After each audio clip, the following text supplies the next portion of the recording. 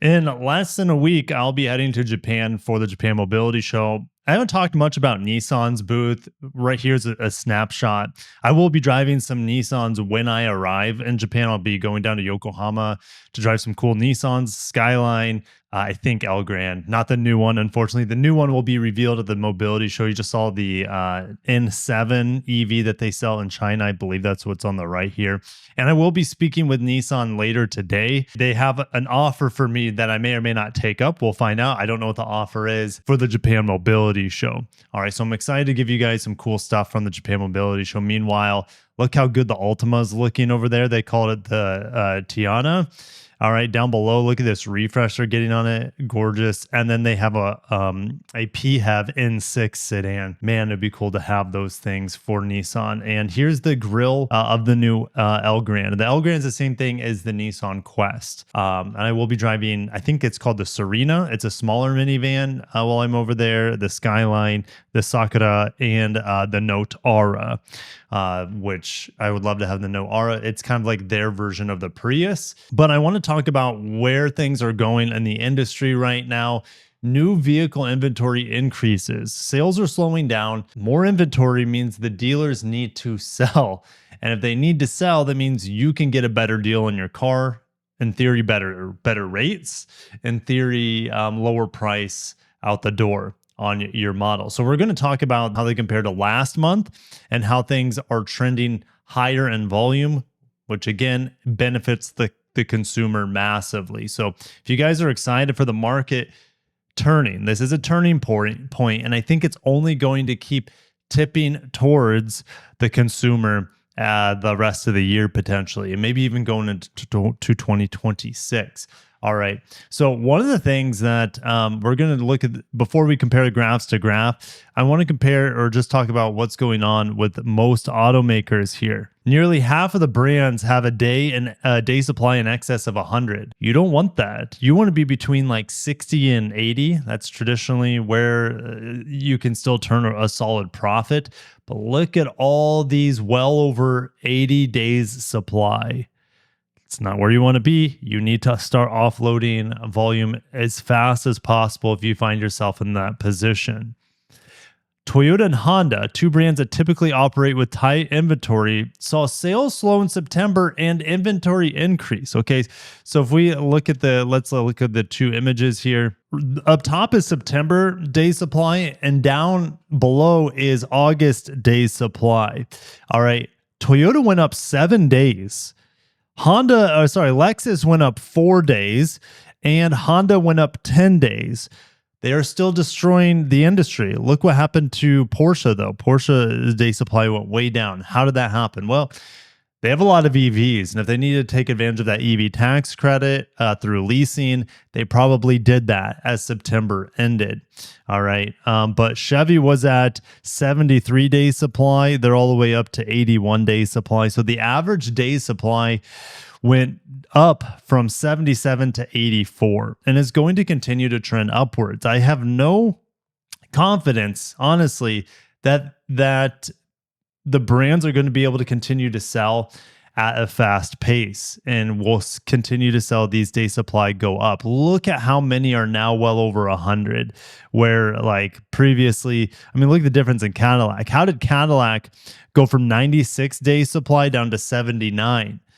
Well, like Porsche, they have a lot of EVs, and with the tax credit going away, it was their chance to say, hey, we know our buyers have the money, and our buyers are going to come in and make a deal before the tax credit ends September 30th. That's my theory of what happened with Porsche and Cadillac, and there could be some others in there as well. And those others include Mercedes and Infiniti. So let's see where Mercedes-Benz was. They're at 97 days supply, and they went all the way down to 86, 11-day drop in day supply. What does that mean? It's all EVs. I'm telling you that this day supply is going to keep raising. I'll eat my words if I'm wrong when this new study comes out in a month from now, but there's no way that they continue this huge drop in days supply. Mercedes-Benz, Cadillac, and Porsche. The other outlier was Infiniti. Infiniti was 91 days supply. Now they're down to 79. Infiniti doesn't have any EVs. I don't really have an answer to this. I think really what is going on is that we're seeing a drop in QX50 availability because that plant is getting shut down in Mexico.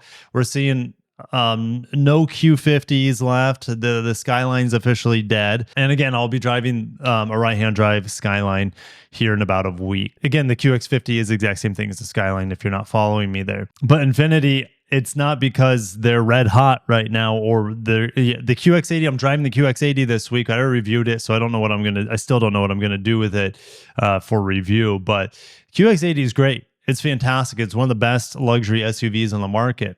But it's also 100K, and you can't sell a lot of volume at $100,000+. All right, so Infiniti, I think they just don't have any more inventory of other than QX60 and QX80. Now, there's also a recent fire at Ford and Lincoln facilities. I think it was like an aluminum fire or something. Ford F-150 pickup and Expedition Navigator are going to be under pressure in the coming months, so their day supply will go down. At the start of October, the F-150 had a day supply measure of 105, which is typical for a full-size pickup truck. Expedition supply was close to 80 days. Navigator day supply was all the way up to 113 days. Ford's day supply is now at 113, up 12% from the previous month. And Lincoln's day supply at the start of the month was 142, but close to the highest level all year. So let's go back to these numbers here. Again, up top is the most recent month in September. Lincoln has the most inventory, or should I say the most day supply in the industry. Now, I haven't reviewed a lot of Lincolns recently. I think the Aviator I recently reviewed, at least this year, wasn't that recent, earlier this year. And I was really surprised. I really enjoyed it. It was pretty fun to drive, had good space, good tech. All right, ugly, very ugly in my opinion, but it drove really well. That is not helping Lincoln. Lincoln still has so much supply, they don't know what to do with themselves. Their sales are continuing to go down as well for Ford's luxury division. Ram, I mean, every time I turn the TV on, especially if I'm watching football, I see Ram commercials. It's not helping them sell the inventory that they need. Now, you got to keep in mind, why is Ram so high? A lot of people are not trusting the reliability of their products. That's one thing, the build quality either.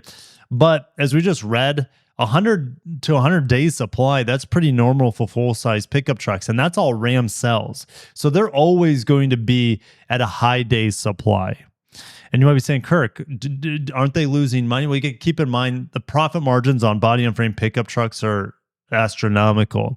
So they can still survive as a business having high day supply. Mini, though, not so much. Not only are they paying tariffs to bring these minis in, high day supply for sedans and small niche products, I would assume that the profit margins are pretty high on Mini. They're a premium brand, but still, watch my review on the convertible Mini Cooper. I really enjoyed it, but I'd still take a Miata and save a lot of money. All right.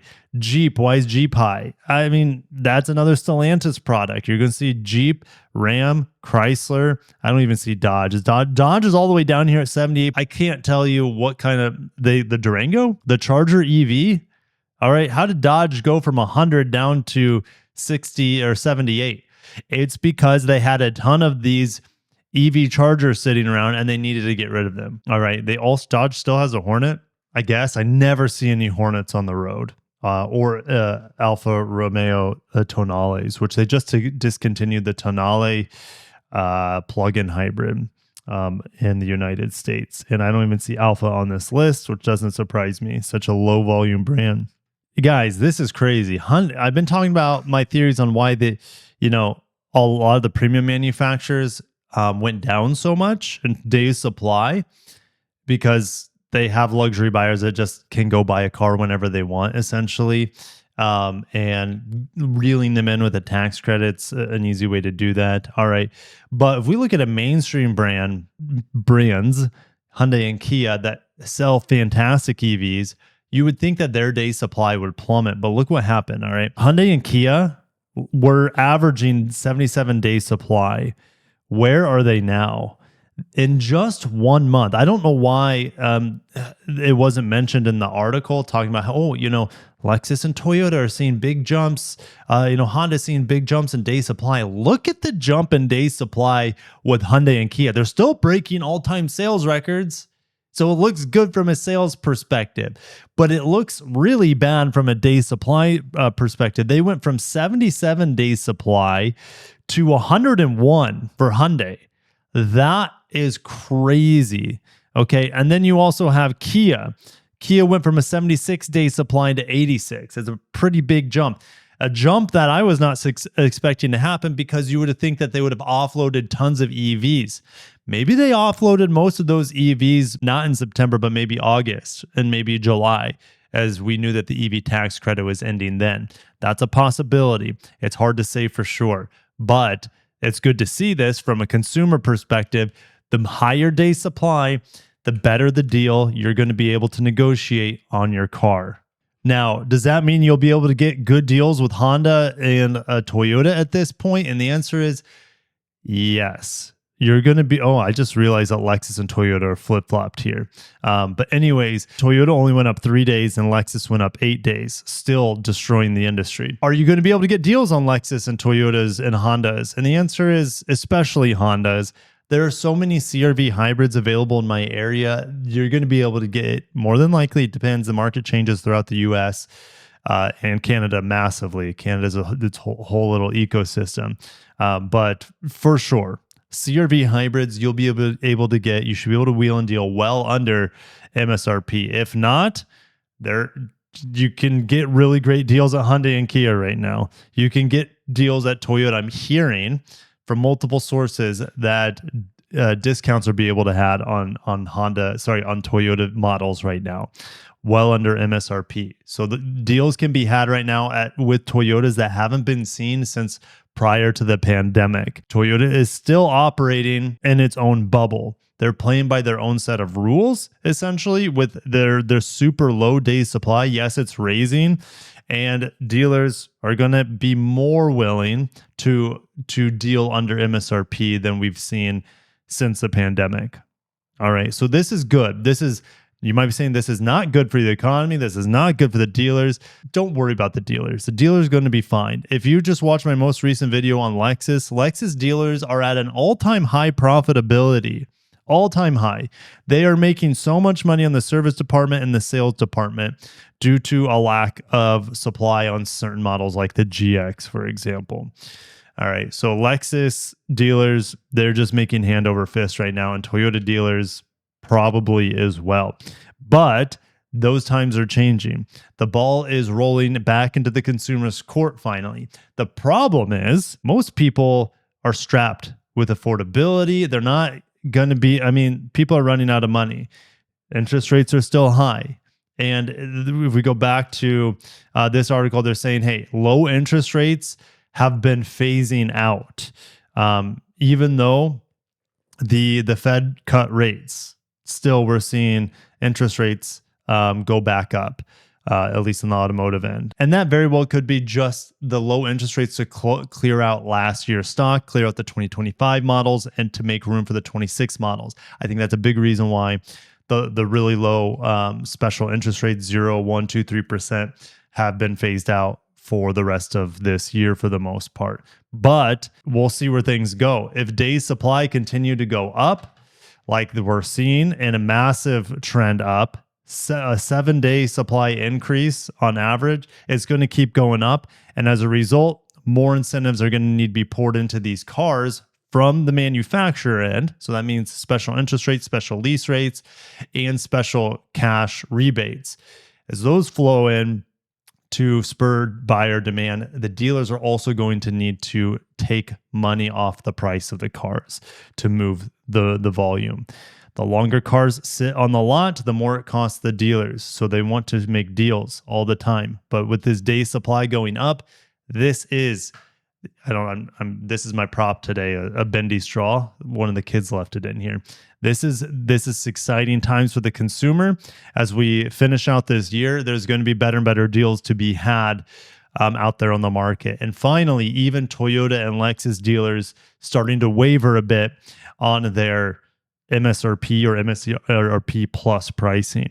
You're still going to have models like the Sienna I'm reviewing. I got to finish up that review today. You're going to still have models like the Sienna, like the RAV4, like the Grand Highlander that I can't even get to as loaners from my local dealers. Just like no availability. Corolla Crosses as well. There's just no availability on those hybrids. So you got your Tacomas, 4Runners, Tundras, Camrys, and that's maybe about it. Maybe Corollas as well. Corollas too, the Corolla sedan and hatchback. You'll be able to get really good deals from Toyota on those models. So keep your eyes peeled. Now is a good time to buy a car, but it might just get better as the days go on here in 2025. As people are running out of money and interest rates are still kind of unbending and unwavering at this point. Thank you guys for watching. Stay tuned. I will bring you so much coverage here in the coming days leading up to the Japan Mobility Show, as well as at the Japan Mobility Show. I'll probably make 15 videos. There's going to be so many cars there and motorcycles. I'll cover on my separate channel that I just can't wait to sink my teeth into. Stay tuned. Thank you guys. Have a great day and peace.